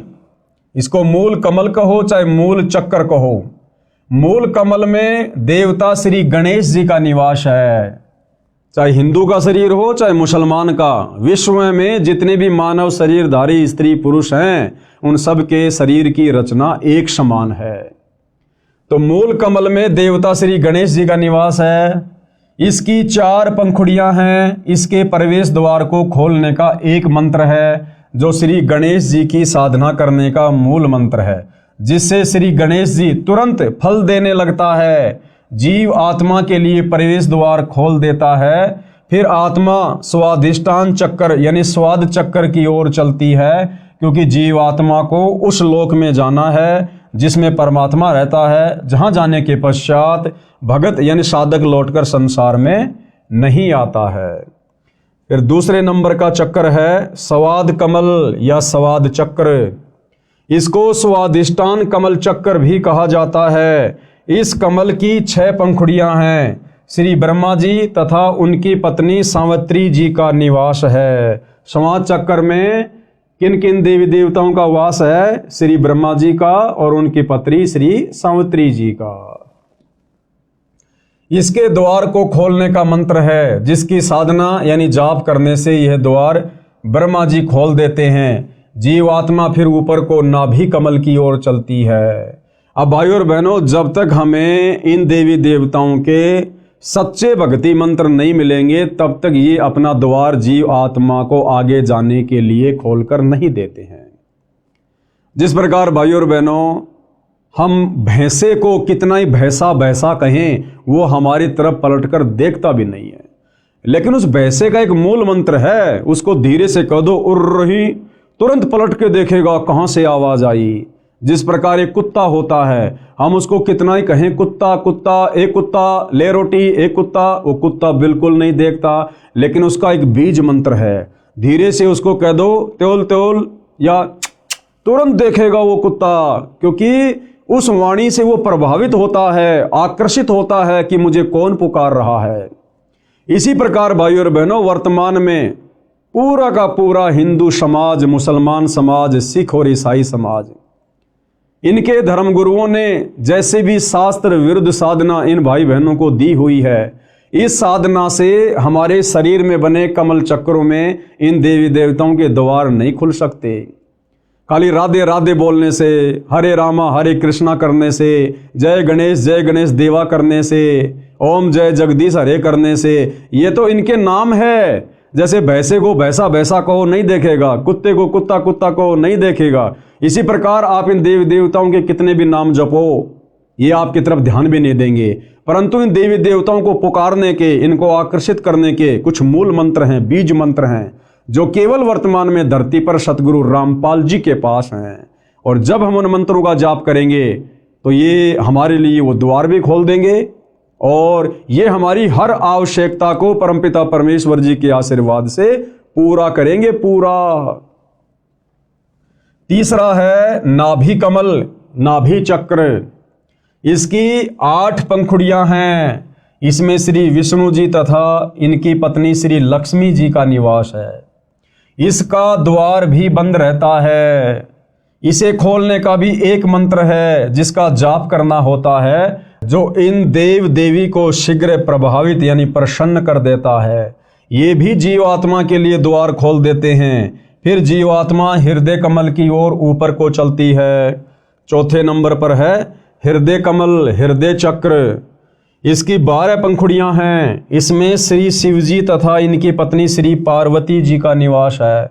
इसका द्वार भी बंद रहता है। इस द्वार को खोलने का एक मंत्र का जाप करना पड़ता है। यह मंत्र इन देव देवी को विशेष आकर्षित करता है। ये प्रसन्न होकर मार्ग दे देते हैं। फिर आत्मा ऊपर को कंठ कमल की ओर चलती है। पांचवा चक्र है कंठ कमल। इसकी 16 पंखुड़ियां हैं। इसमें श्री देवी दुर्गा जी यानी अष्टंगी का निवास स्थान है।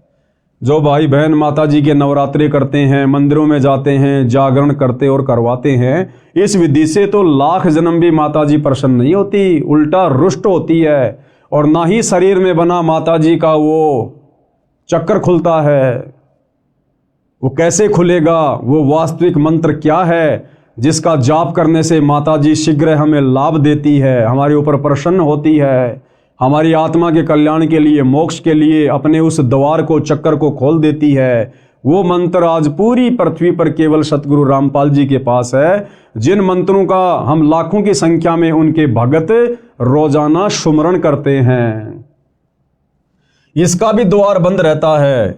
इसको खोलने का भी एक मंत्र है जिसका जाप करना होता है, जिससे वश होकर, आकर्षित होकर यानी प्रसन्न होकर श्री देवी जी यानी दुर्गा जी जीवात्मा के लिए द्वार खोल देती है। फिर जीवात्मा ऊपर को, आगे को त्रिकुटी कमल की ओर चलती है। फिर कौन से कमल की यात्रा करती है जीवात्मा? त्रिकुटी कमल की। नंबर 6 त्रिकुटी कमल। त्रिकुटी कमल या चक्र, इसकी 2 पंखुड़ियां हैं। एक का रंग काला है, दूसरी का सफेद है। सफेद में परम अक्षर ब्रह्म यानी कबीर देव संत रूप में विराजमान है, यानी सतगुरु रूप में विराजमान है, सतगुरु उपाधि है। काले रंग वाली में काल ब्रह्म भी संत रूप में विराजमान है। वह भी परम अक्षर ब्रह्म जैसा रूप धारण करता है ताकि जीवों को भ्रमित करके अपने जाल में रख सके। इस स्थान पर पहुंचने के पश्चात जीवात्मा समझो ऐसी स्थिति में पहुंच जाती है जैसे कोई विदेश गया हो और स्वदेश लौटने के लिए एयरपोर्ट यानी हवाई अड्डे पर पहुंच जाता है। वहां से जहां जहां जाना होता है उसको उसी वायुयान में बैठा दिया जाता है।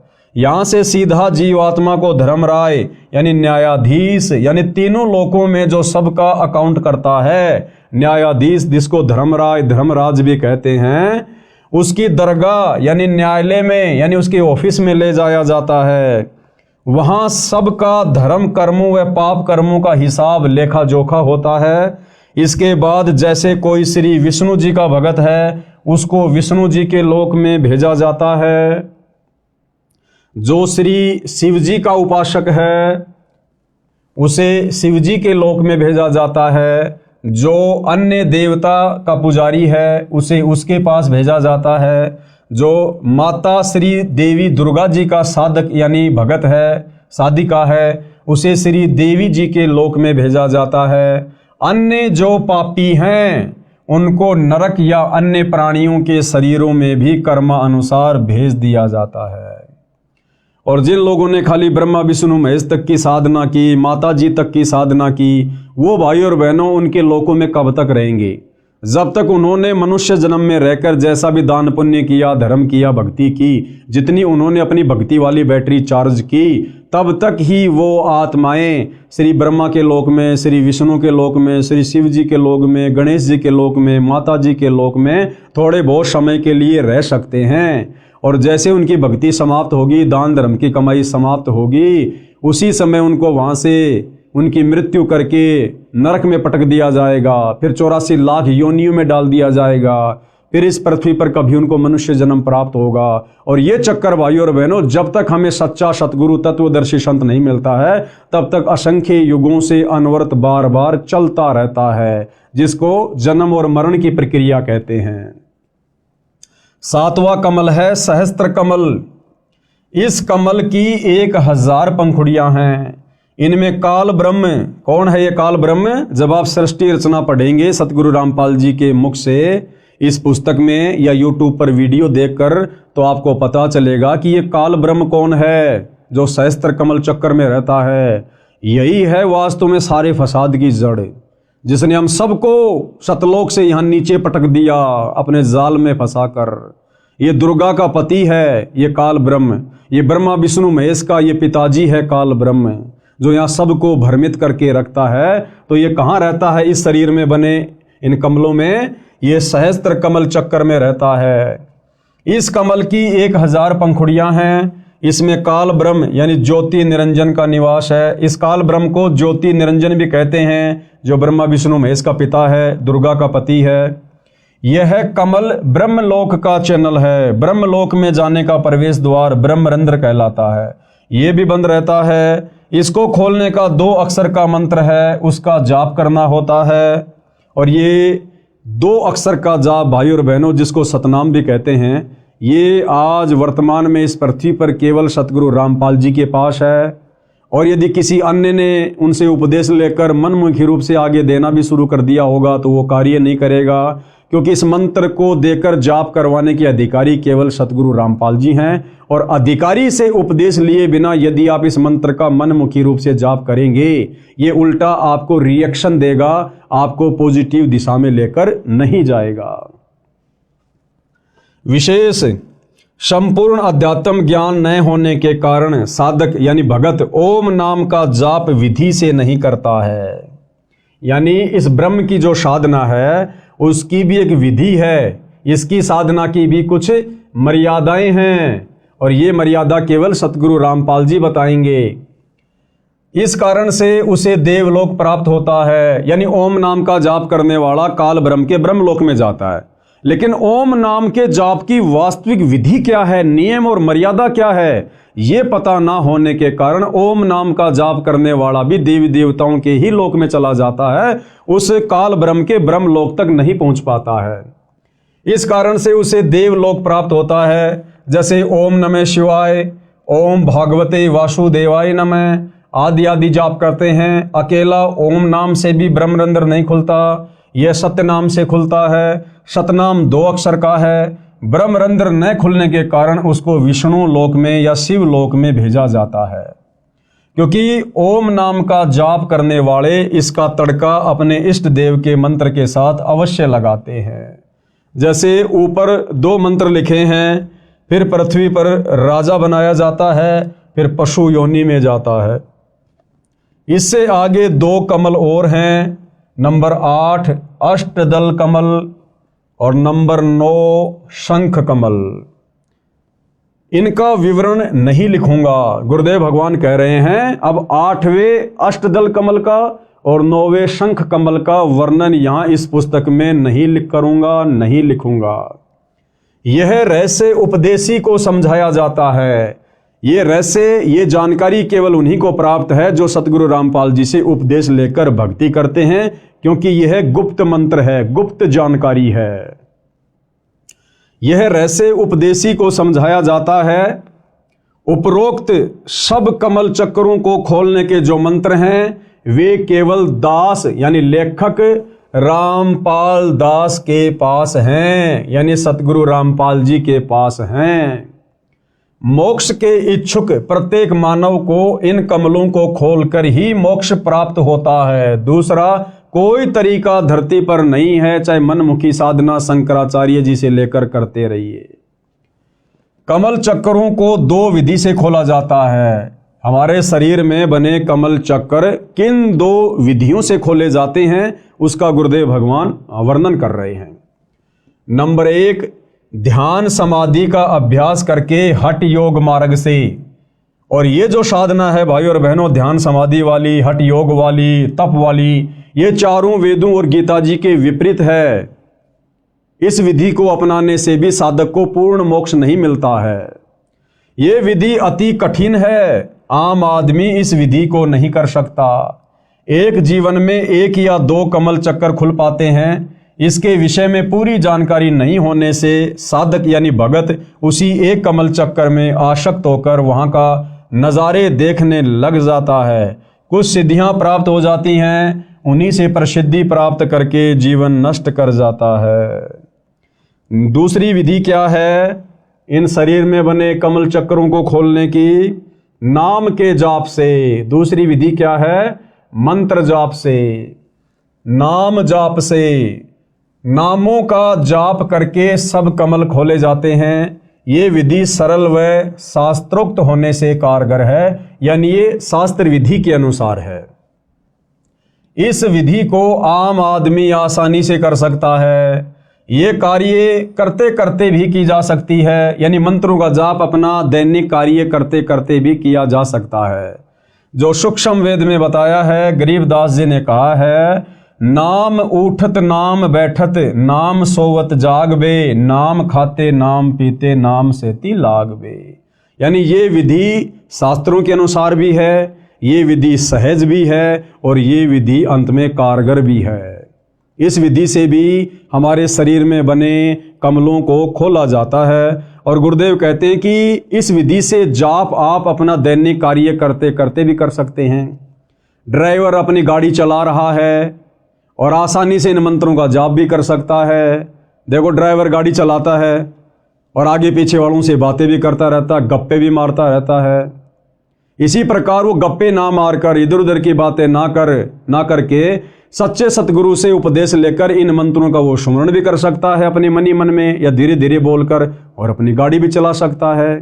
जैसे बहुत सारे भाई बहन गाड़ी चलाते रहते हैं, साथ में धीरे धीरे गाने वाने भी गाते रहते हैं। तो गाने वाने ना गाकर सच्चे सतगुरु से इन मंत्रों का उपदेश लेकर अपनी गाड़ी भी चलाओ, अपने मंत्रों का भी जाप करो। इसलिए कहते हैं, नाम उठत नाम बैठत नाम खाते नाम सोते, यानी इन मंत्रों का हम दैनिक कार्य करते करते बड़ी आसानी से जाप कर सकते हैं और हर प्राणी इस विधि से भक्ति आसानी से कर सकता है।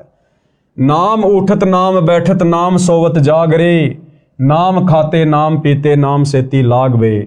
यानी उठते बैठते सोते जागते खाते पीते काम धंधा करते करते भी हम ये भक्ति कर सकते हैं। इतनी आसान भक्ति हमें सतगुरु रामपाल जी ने वर्तमान में प्रदान की है। अर्थात नाम का जाप कार्य करते करते किया जा सकता है। यजुर्वेद अध्याय 40 मंत्र 15 में कहा है। अब देखो, यजुर्वेद अध्याय 40 मंत्र 15 में भी ये विधि बताई गई है। अब बताओ भाइयों और बहनों, हमारे धर्म गुरुओं ने तो हमारे को कभी भी ये विधि नहीं बताई, क्योंकि हमारे धर्म गुरुओं को स्वयं इस विधि से भक्ति का ज्ञान नहीं था। अब सतगुरु रामपाल जी ने आकर पूरा रहस्य उजागर किया है। तो यजुर्वेद अध्याय 40 मंत्र 15 में क्या कहा गया है? ओम कृत्यो समर किल्बे समर कृत्युम समर, अर्थात ओम नाम का जाप कार्य करते करते कर, विशेष लगन यानी तड़प के साथ तथा मानव जीवन का मुख्य कर्तव्य मानकर जाप कर। और गीता अध्याय 8 श्लोक 5 व 7 में कहा है कि हे अर्जुन, तू युद्ध भी कर मेरा सुमरण भी कर। अब भाइयों और बहनों, युद्ध से कठिन कार्य कोई नहीं हो सकता। और जब युद्ध करते करते भी नाम सुमरण करने की सलाह दी गई है, तो आम व्यक्ति तो दैनिक जीवन के कार्य करते करते, जो कि युद्ध से बहुत ही आसान होता है, इन मंत्रों का जाप कर सकता है। विचार करो, क्या कह रहे हैं आगे गुरुदेव कि पुण्यात्माओं विचार करो, युद्ध से कठिन कार्य कोई नहीं होता। भक्ति उस दौरान भी की जानी चाहिए, अर्थात साधना नाम जाप वाली कारगर है। नाम का जाप 3 वर्ष के बच्चे से लेकर वृद्ध तक आसानी से कर सकता है।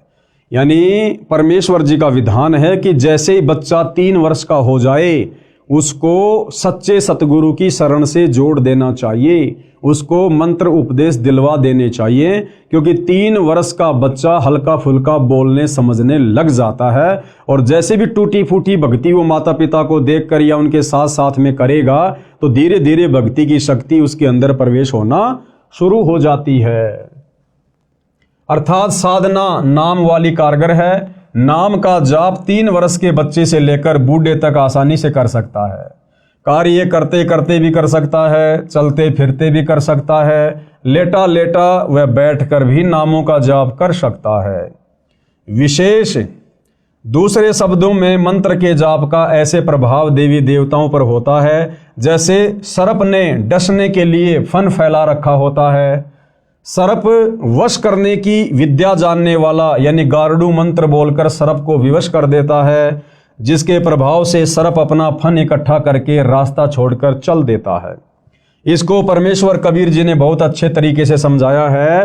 कबीर जैसे फनपति यानी सर्प, जैसे फनपति मंत्र सुन राखे फन सकोड़, ऐसे बीरा मेरे मंत्र नाम से काल ब्रह्म लेवे मुंह मोड़। एक गारुड़ होता है भाइयों और बहनों, वो कुछ मंत्रों को सिद्ध कर लेता है, और जो सर्प होता है अपना फन उठाकर जब किसी को डसने की स्थिति में होता है, तो गारुड़ जब उस मंत्र का बार बार जाप करता है तो सर्प के ऊपर उन मंत्रों का इतना प्रभाव होता है कि विवश होकर वो फणपति सर्प भी अपने फन को समेटकर और दूसरे रास्ते निकल लेता है। इसी प्रकार जब हम सतगुरुदेव भगवान के द्वारा दिए गए इन शतभक्ति मंत्रों का जाप करते हैं तो मोक्ष मार्ग में सबसे बड़ी बाधा जो ये काल ब्रह्म है, ज्योति निरंजन है, ये भी विवश हो जाता है हमारे को सतलोक का रास्ता देने के लिए। कबीर जैसे फनपति सरप मंत्र सुन राखे फन सकोड़, ऐसे बीरा मेरे मंत्र नाम से काल ब्रह्म लेवे मुंह मोड़। अर्थात कबीर परमेश्वर जी ने कहा है कि जैसे सरप ने डसने के लिए फन उठा रखा होता है तो गारुड़ मंत्र जाप कर देता है, जिससे प्रभावित होकर सरप फन इकट्ठा करके चला जाता है। ऐसे ही मेरे द्वारा दिए नाम मंत्र के जाप से काल ब्रह्म मुरझा जाता है, मार्ग नहीं रोक पाता। इसी प्रकार कमलों के मंत्र के जाप से ये सब देवी देव मार्ग छोड़ देते हैं। एक अन्य उदाहरण दे रहे हैं गुरुदेव भगवान हमें समझाने के लिए। जैसे गांव के व्यक्ति भैंस को गर्भ धारण करवाने के लिए भैंसे की खोज में जाते हैं, क्योंकि भैंसा कहीं घास चर रहा होता है। भैंस वाला भैंसे को बुलाने के लिए उसका मूल मंत्र बोलता है, जिससे भैंसा इतना प्रभावित होता है कि वह पूरी गति से उस मंत्र को बोलने वाले की ओर खिंचा चला आता है। फिर उसे भैंस दिखाई देती है, भैंस को गर्भ धारण करता है, उसका वह मंत्र है कुर्र कुर्र, जैसे हुर्र हुर्र कहते हैं ना अपन, उड़ रही। तो इस प्रकार से भैंसा तुरंत उस मंत्र के वशीभूत होकर दौड़कर चला आता है। और इसके विपरीत यदि हम उसको भैंसा भैंसा कहेंगे तो वो बिल्कुल भी नहीं देखता है। यदि भैंसा भैंसा बोलो तो भैंसा यानी झोटा बिल्कुल टस से मस नहीं होता। इसी प्रकार भाई और बहनों, ये ब्रह्मा विष्णु महेश जी को आप इनके नामों से कितना ही पुकारो, श्री ब्रह्मा, श्री विष्णु, श्री शंकर देवाय नमः, ओम श्री विष्णु देवाय नमः, राधे राधे, ये आपकी तरफ बिल्कुल भी ध्यान नहीं देंगे, भक्ति का कोई लाभ इनकी तरफ से नहीं मिलेगा। लेकिन जब हम इनके मूल मंत्र, बीज मंत्र सतगुरु रामपाल जी को सतगुरु धारण करके करेंगे, सुमरण करेंगे, तो ये उस भैंसे की तरह वशीभूत होकर तुरंत अपने भगत की तरफ दौड़ पड़ेंगे कि क्या आपत्ति आ गई, इस आत्मा को किस वस्तु की आवश्यकता है। इसी प्रकार विष्णु विष्णु आदि नाम से श्री विष्णु देवता टस से मश नहीं होता, परंतु जो मंत्र दास बताता है यानी सतगुरु रामपाल जी हमें बताएंगे, उससे खींचा चला आता है और पूर्ण लाभ देता है। इस प्रकार अन्य देवों की स्थिति जानो। अध्यात्म मार्ग के कुछ नियम हैं जिनका पालन करना अनिवार्य है। अब भाई और बहनों, मान लो हमें सच्चे सतगुरु तत्वदर्शी संत सतगुरु रामपाल जी की सत भक्ति, उनकी शरण भी प्राप्त हो गई। उन्होंने हमें ये बीज मंत्र भी दे दिए, मूल मंत्र भी दे दिए इन समस्त देवी देवताओं को जिन जिन की हमें आवश्यकता है। और यदि हमने मर्यादा नहीं रखी, हमने नियमों में रहकर, सतगुरु के वचन में रहकर इन मंत्रों का जाप नहीं किया, तो भी भाई और बहनों ये देवी देवता किसी भी प्रकार से उन मंत्रों का जाप करने से विवश नहीं होंगे, हमारी तरफ उनका खिंचाव बिल्कुल भी नहीं बनेगा। तो इन मंत्रों के प्रभाव को यथावत बनाए रखने के लिए और इन समस्त देवी देवताओं से संपूर्ण लाभ प्राप्त करने के लिए इस भक्ति मार्ग की क्या क्या मर्यादा हैं, क्या क्या नियम हैं, जिनको तोड़ने से, जिनको खंड करने से हमें फिर कोई भी लाभ इन मंत्रों का नहीं मिलेगा, तो प्रत्येक मर्यादा को हमने ध्यानपूर्वक देखना और समझना है। तो क्या कह रहे हैं पूज्य गुरुदेव भगवान? नंबर 1, पूर्ण गुरु से दीक्षा ली जाए। सबसे पहली बात, हम जिसे अपना सतगुरु धारण कर रहे हैं वो सच्चा होना चाहिए, पूर्ण सतगुरु होना चाहिए, इन मंत्रों को दान करने का अधिकारी होना चाहिए। नंबर 1, पूर्ण गुरु से दीक्षा ली जाए। बिना गुरु के किया गया नाम जाप व दिया गया दान निष्फल होता है। कबीर जी अपनी वाणी में कहते हैं, गुरु बिन माला फेरते, गुरु बिन देते दान, और गुरु बिन दोनों निष्फल है, पूछो वेद पुराण। यानी सच्चा गुरु धारण किए बिना हम कितने भी मंत्र जाप कर लें, हम कितना भी दान पुण्य करें, उसका हमें मोक्ष मार्ग में, मुक्ति के मार्ग में किसी प्रकार का कोई सहयोग प्राप्त नहीं होगा। बाकी ठीक, हम जैसा भी दान धर्म करेंगे उसका प्रतिफल हमें परमात्मा अवश्य देगा। जैसे आप देखते हैं भाई और बहनों, बड़े बड़े लोगों के घरों में कुत्ते होते हैं, वीआईपी कुत्ते, और वो कुत्ते अपने मालिकों के साथ उनकी गाड़ियों में चलते हैं। गाड़ी का मालिक और कुत्ता पीछे की सीट पर बैठा है और आप और हमारा जैसा एक मनुष्य आगे गाड़ी चला रहा है। यानी इंसान तो ड्राइवर है और कुत्ता मालिक बनकर पीछे बैठा हुआ है। उस कुत्ते के रहने के लिए बढ़िया मकान बना हुआ है। वेटनरी डॉक्टर महीने में, सप्ताह में एक बार उसको चेक करने आता है।